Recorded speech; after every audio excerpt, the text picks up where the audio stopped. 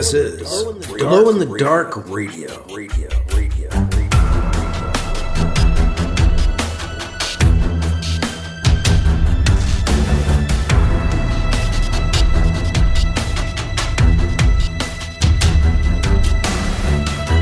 The science fiction podcast with original independent science fiction written and performed by Mike Luoma, with music by Kevin MacLeod.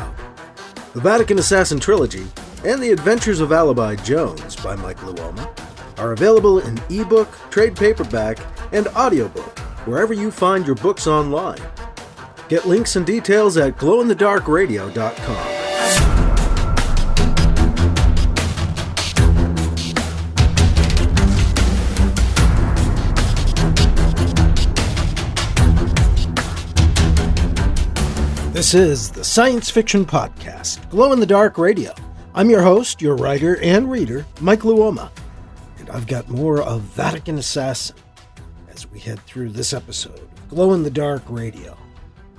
BC, our Vatican Assassin, was attempting to sneak on board a once-abandoned space station which had been taken over by a religious cult. He's supposed to assassinate the cult's leader, a guy who calls himself the Light. But BC didn't quite sneak in. He was kind of loud and kind of crashed in, and now he's kind of been knocked unconscious. He'll be coming to his senses in the presence of the Light. So we'll see what kind of reception BC gets in Chapter 16 of Vatican Assassin, the 15th Anniversary Edition. This is that special audio version with stellar cameo. And we haven't heard one of these special voice cameos in a couple of weeks, so I hope you're ready for Dave Robison as the Light. So good. Many thanks again to Dave. Thank you, Dave. And yeah, wait till you hear him as the Light. So good, as I said. That's coming up on this episode of Glow in the Dark Radio. Little bit of book news before we get into that. I don't know why Amazon is doing this, but for some reason, the paperback of the Alibi Jones Chronological Omnibus, all 800 some odd pages, it's a big frickin' book. It's only $4.94 at Amazon. That's a big effing book for just under $5 for some odd reason. Now, my new book is out now, but it's the nonfiction one. That's Ancient Stone Mysteries of New England. That is $39.95, that paperback. Over 500 black and white photos and illustrations. That's the same price as the Vatican Assassin Trilogy paperback, too, $39.95. Because that's kind of what those big books cost, and now that's why I don't understand the pricing on that Alibi Jones Chronological Omnibus paperback. It's so weird. But at any rate, I urge you to take advantage while it's there. I probably won't make any money, so have at it. Oh, I now have giveaway codes for Spotify for my audiobooks, and I'm giving those to my patrons. I'm rewarding patrons with free codes, so if you are a patron, be sure you check your Patreon feed or emails and get in on those free audiobooks from Spotify. In this case, they're going to be just for Spotify. And if you want to find out more about becoming a patron, you can always go to patreon.com/glowinthedarkradio. I have 3 different tiers, $2, $5, and $10 a month. My thanks to all my patrons for being there and helping me do this and continue to do this podcast. That's why patrons get rewarded. And again, if you are a patron, thank you. And be sure to collect on those rewards. You can find out about all this stuff, too, at my page at glowinthedarkradio.com or mikeluoma.com. There's links to everything there. We will get into Chapter 16 with that special voice cameo from Dave Robison coming up next on Glow in the Dark Radio. What the hell is this, the wonderful Billy Flynn? Just some podcast that's supposed to be geeky. Podcasting's Rich Siegfried. Did you try it? I'm not going to try it. You try it. Screw that noise. I'm not going to try it. Hey, Flintstress, let's get Mikey. Do you mean critically acclaimed comedy rock star Mikey Mason, who hosts the Beer Powered Time Machine podcast? Yeah. But he won't listen. He hates everything. Hi, I'm critically acclaimed comedy rock star Mikey Mason. I don't often listen to podcasts, but when I do, make mine Geek Radio Daily. Hey man, that's a different promo. Between love and madness lies Geek Radio Daily. That's kinda accurate. There are some things money can't buy. GRD is free online. Maybe she's born with it. Maybe it's Geek Radio Daily. We'll take it. Geek Radio Daily. All the geek without the wait. GeekRadioDaily.com.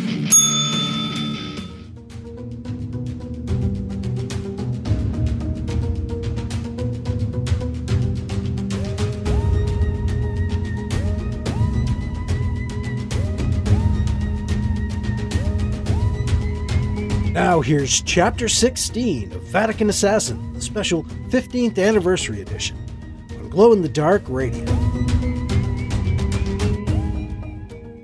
Ah, it looks like our visitor is awakening. That was quite a blow you struck, Thomas. What? Ow, ow, ow, ow, fucking ow. My head hurts bad. Who's talking? Head feels swollen. I'd feel for a bump, but I think my hands and feet are tied. Hog-tied with rough cords, lying on the floor, somewhere on the station, probably on the other wheel. God, my head's been rung like a bell. Thank you, Thomas. Gonna try to pretend I'm still out, see if they buy it. Keep still, keep my eyes closed. Probably can't see anything with my face mashed against the floor like this anyway. Do you know something, our uninvited guest? I know you. I know who you are. The last two they sent weren't known to me, but you I know. You've made quite the name for yourself in certain circles. Bernard Campion. The voice stresses the syllables of his name. You can open your eyes now. I can see you're awake. BC opens his eyes. He's in front of a dais. Sitting on a large throne on the dais is an older man with long gray hair and a full mustache and beard, dressed in simple brown and beige robes. BC knows him from the photos in his package. I see the light. Ouch. He's got the right look for this, I guess. Very biblical. More Old Testament, though. Who was that guy? Moses, yeah, more like Moses. A man and a woman sit on small chairs on each side of the throne of the light. The man at his right hand, the woman on the left. They're also dressed in robes, the man in brown and the woman in purple. They're both glaring at BC. BC can feel the eyes of other people in the room beyond his sight, a crowd watching behind his back. The light smiles down at BC from his throne. Hello, Campion. The light says, disgust palpable in his voice. I refuse to call you father. I know what kind of scum you really are. The smile disappears. You first drew my attention years ago as the perfect example of everything going wrong with the church. Did you know that? I followed your so-called career early on. You are the embodiment, the very incarnation of everything that made me leave the church. Did you know that? I actually cited you by name, when I declared my intention to separate. You are heresy, Mr. Campion, in flesh and blood, right here in front of me. Heresy! People like you are just a symptom of the greater rot at the heart of what's left of the church. It's all compromised. Now this... The light spreads his arms out and looks around the room. This is a true church you've wandered into, Campion. Men like you do not belong here. You're certainly not a priest in our eyes here. But then, you're no father at all, are you, Campion? Lecture over? Fine. I will say nothing. Trying for the strong, silent type, eh? Nothing. Brothers Joseph and Matthew went looking for you, Campion, and never returned. We can't find them now. We did find bloodstains, evidence of a struggle, and of course, we found you, but no sign of them. And no sign of your ship either. Did you put them on your ship and cast it off, or did you just space them? What have you done with my brothers, Campion? Where are my lost sheep? You know I won't rest until I've found them. Or do you? Do you even know your scripture? Do you have any clue what I'm referring to, Father? The light spits the word out. BC remains silent. He keeps his eyes locked on the light. Fuck you. Maybe if I think it hard enough, you'll hear it. Fuck you. The light starts losing his patience. You are Bernard Campion, are you not? He yells at BC. He springs up off the throne and descends the dais to walk around the bound BC. Of course you are. You are BC, aren't you?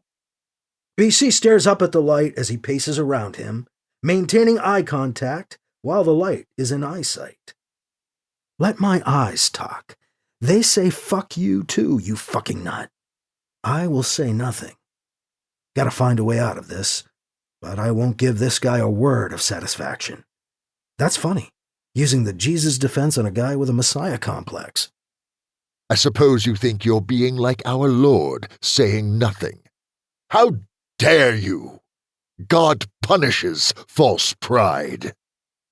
BC gets chills. That was weird. Well, if you can read my mind, fuck you!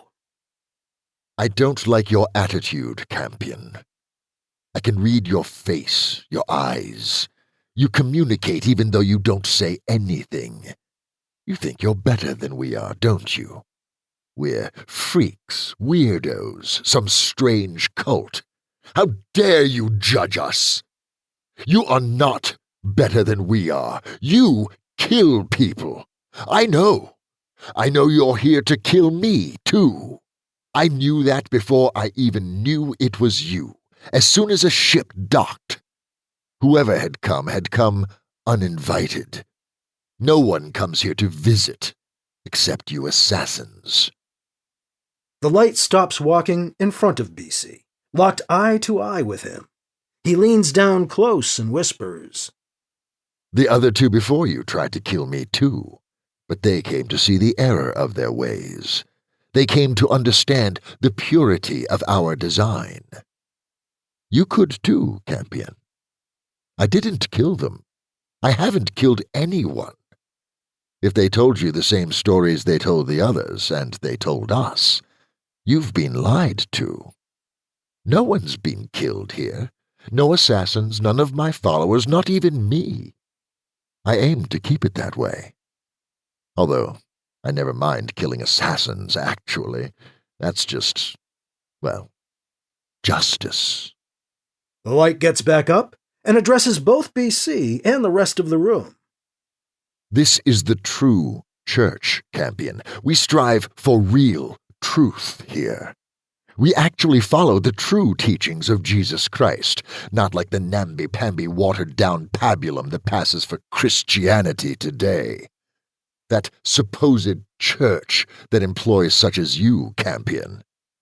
He straightens up and speaks in a loud voice. You stand for everything we've left behind in today's so-called church. You are heresy incarnate. You have the nerve, the audacity to come here to invade my home. You masquerade. The light leans over him again and tears the priestly collar off his throat. As a priest. Who do you think you are? Huh? Who do you think you are? BC doesn't answer, not out loud anyway. Who am I? For you? For today? I am the vengeance of the Lord, come to bring you that much closer to the God you claim to worship. I'm your express trip to heaven, you arrogant fuck. As if BC has spoken out loud, the light glares angrily down at him. Get him out of my sight. He sickens me. Throw him in one of the empty rooms for now. Two men grab BC by his arms and drag him out of the throne room. He's dragged down a long corridor to a small closet. They throw him on the floor, close and lock the door. He has just enough room to lie flat out on the floor. He lies there, bound, hand and foot, in the dark. Well, at least I'm not dead. Not yet. BC tries to keep track of time, but it gets harder as the hours go by. At least 24 hours go by, as far as BC can figure, as he lies in the closet. When the door finally opens, the light stands in the doorframe. Lights come on in the closet ceiling, as the light walks into the closet carrying a tray. Nice trick of the light. Yuck, bad pun. Punishment. Too easy. Gotta be careful, I'm getting punchy. Campion, are you all right? I've come to ask your forgiveness. The light's tone of voice and body language has completely changed. I now understand you've been sent to me as a test, a challenge from God. And so far I have failed that challenge. If you love those who love you, what credit can you expect? Even sinners love those who love them. And if you do good to those who do good to you, what credit can you expect? For even sinners do that much. Instead, love your enemies and do good to them. Luke 6:32 through 35 mostly, in case you want to look it up later. Anyway, I've come to ask you to enjoy this food, to break bread with me. I've brought my Bible, too, if you're willing to pray with me.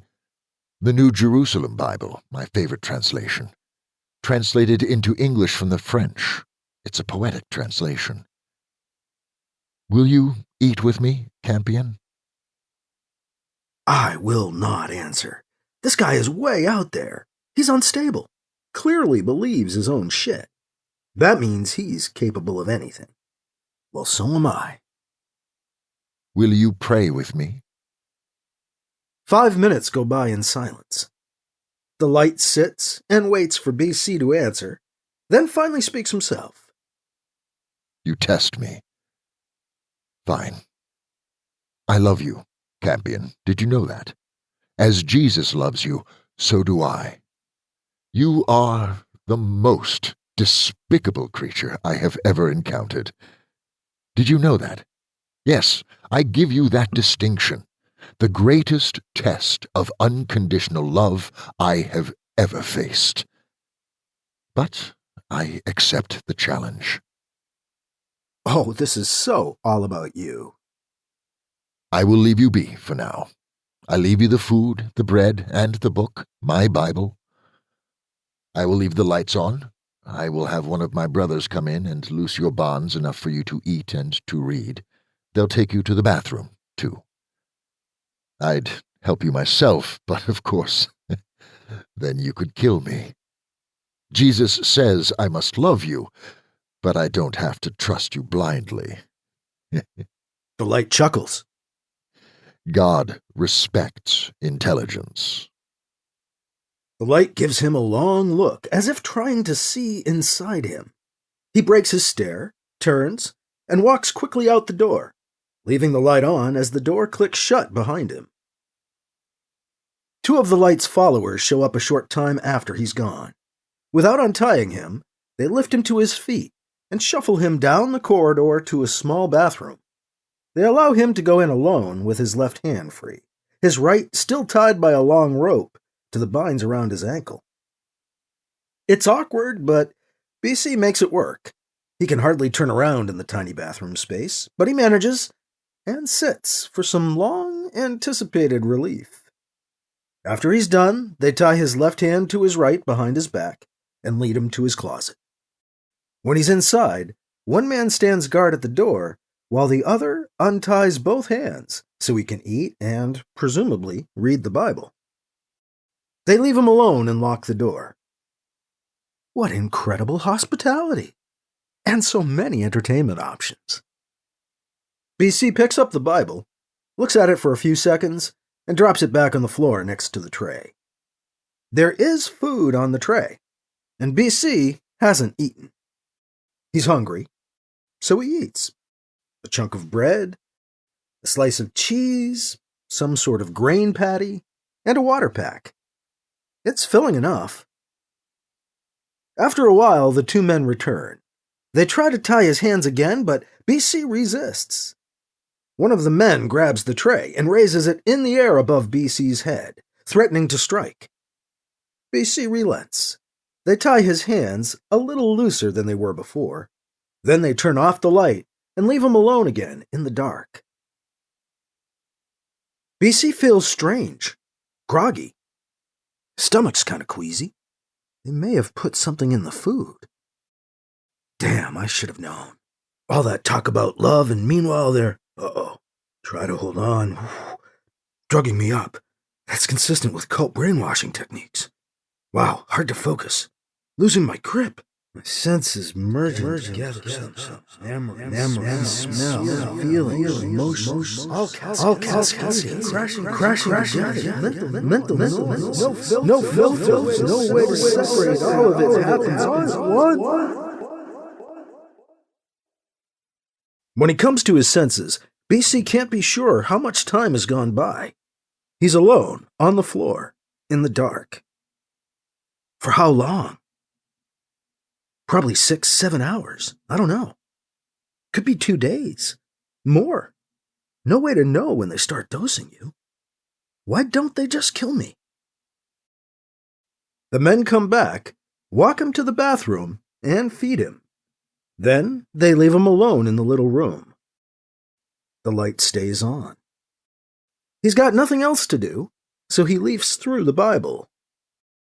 Blah, blah, blah. Irrelevant ancient mumbo-jumbo. Wonder where I find the part about drugging your prisoners. BC flips the pages of the massive book, waiting for something. Anything out of the ordinary. Any sign that they've dosed him again. Nothing. He falls asleep. His guards wake him up. Lunch! Lunch? Already? That doesn't seem right. Too soon. They bring him to the bathroom again, and afterwards give him a tuna sandwich and some water. They leave him. He eats. No psychedelic breakfast. Let's see how electric lunch is. Good tuna. After about an hour, BC feels his stomach twitch. His gut clenches. His stomach feels like it's flipping over inside. Oh no, can't stop. BC drops to his hands and knees, vomit erupting up out of him. There's no holding it in. Puke spews from his mouth, splattering on the floor like a tuna smoothie. Oh my God, this does not feel right. He senses more than sees the door open, and a bucket is thrown in front of him as he begins to throw up again. BC heaves. There's nothing left inside. Jesus. BC tries to sit up on his knees. Another gut-wrenching heave rips through him, and he coughs out bitter yellow bile into the bucket. When it feels like it's over, he sits back up on his knees again. 2 guards are standing in the doorway. The one on the right has another bucket and a mop. The guard on the left steps toward him, offering him a water packet. I don't know if it'll stay down, but it's got to taste better than this. He drinks it down quickly. Nope. His stomach turns over. He hurls most of what he just drank back up into the bucket. But it feels better than the bile. Bad tuna, the guard who gave him the water says. BC just looks at him. Fuck you. The other guard moves into the room and starts mopping up the vomit. The smell is pungent, almost overpowering, like a steaming pile of rotting fish and vinegar. BC feels his stomach clench, but it eases. He sits back up. The guard with the mop looks at him. Come on! He thrusts the mop handle into BC's hands. Clean up your mess. Fuck you. What the fuck? BC begins mopping up the floor. I gotta stay here. Might as well. He cleans up best he can. When he's done, the guard takes the mop back from him, and the other guard motions for BC to follow him out the door. BC complies, shuffling into the corridor. They lead him to the bathroom again, only this time, the guard has a gun. What, lead pipes going out of fashion? Wait, is that my gun? We're going to untie you, but I warn you, try anything, and I will shoot you, the guard says, pointing the weapon at BC. He nods to the other guard, who bends down and begins untying BC. Tempting, but no. Foolish. The guard with the gun holds out a bundle, tossing it to BC when his hands are untied. Clean clothes. Go ahead inside the bathroom, get cleaned up and changed. You have 10 minutes. Any longer, I come in after you, and I will shoot you. Go ahead. Cool, my very own robe. Fuck, might as well. BC cleans up and changes, gets tied back up, and escorted back to his closet. Someone's come while he was in the bathroom and finished cleaning the room. It's better than it was, but it still reeks of sour, rotten fish. Did they do that to me on purpose? Hard to tell. Wonder if I'll be able to eat when dinner comes. He paces the length of the closet a few hundred times. Bored, BC picks up the Bible again. I could read it, I suppose. Might help keep me sane, keep me focused. BC finds he can't really focus on reading. Whatever. Can't concentrate. I'll try later. He sits and waits. This is ridiculous. I don't even feel nauseous anymore. Where are they? After another couple of hours, a guard opens the door. Here's your dinner. He leaves a tray like the one the night before, and leaves BC to contemplate whether or not it's dosed, and whether his time sense is off. Was it really that long a time? If I was talking, I'd have asked him what kept him. The guard acted normal enough, not as if he was late. Damn, I'm hungry though. Gotta eat this crap even if it is laced with some kind of holy bug juice. He waits again after eating to see if there is any strangeness. Nope. Nothing. I don't think so. BC drifts off and sleeps soundly. They serve him breakfast, lunch, and dinner over the next couple of days. Each time he eats, he has to wonder if they dose him. They do dose him the second night, and BC finds it hard to focus the day after at all. He tries to clear his thoughts. The intervals of time between my meals don't seem regular. They lengthen and contract. They may be trying to fuck up my sense of time. Time is fluid, changing, unfixed and uncertain. How long have I been here, really? They leave the light on in his closet and give him day, turn it off for night accordingly. But BC is growing sure the intervals aren't consistent. Neither are the intervals between the times they wake him up, take him to the bathroom, and feed him. Sometimes it seems like only hours between his feedings and bathroom runs. Sometimes it seems like a day or two. It might be 4 days. I don't know. They're definitely fucking with my time sense. I don't think they're giving me real nights and days. And the food. I've tripped out at least a couple times. However long it's been, I haven't seen the light again. Finally, the light returns, It feels like a week later to BC, but he can't be sure. Mr. Campion, will you talk to me yet?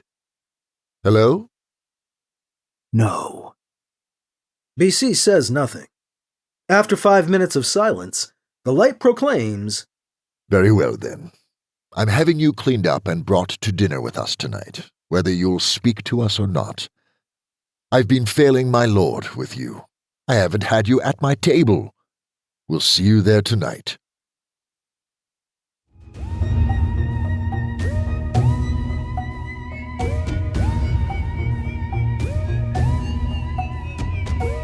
That was Chapter 16 of Vatican Assassin, a special 15th Anniversary Edition, with a special voice cameo from Dave Robison on Glow-in-the-Dark Radio. Guess who's going to dinner? BC will soon be at the lights table, if you can trust the food. I mean, come on, you know. Many thanks again to Dave Robison for his special voice cameo as the Light, performing the Light in this special 15th Anniversary Edition. Thank you, Dave.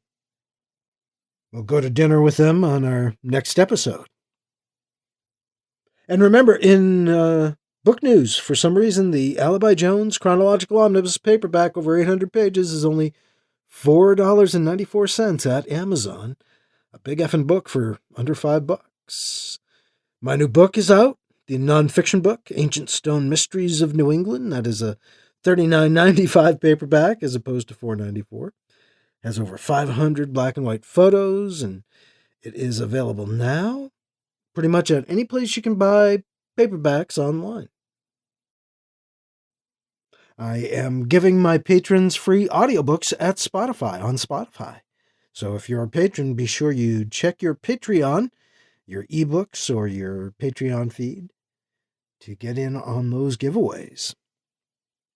And if you want to get in on Patreon, just go to patreon.com/glowinthedarkradio or go to glowinthedarkradio.com and look for the link to Patreon.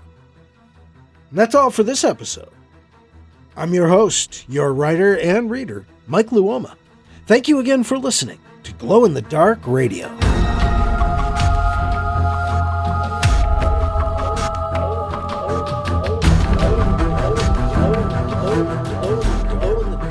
Glow in the Dark Radio.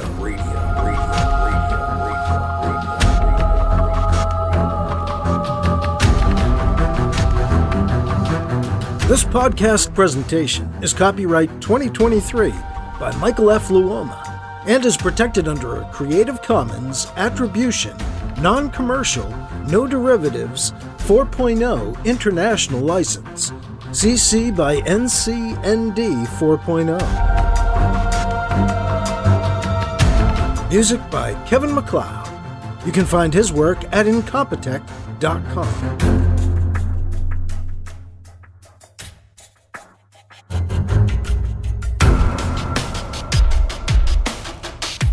Mike's books are available in ebook, paperback, and audiobook, wherever you find books online.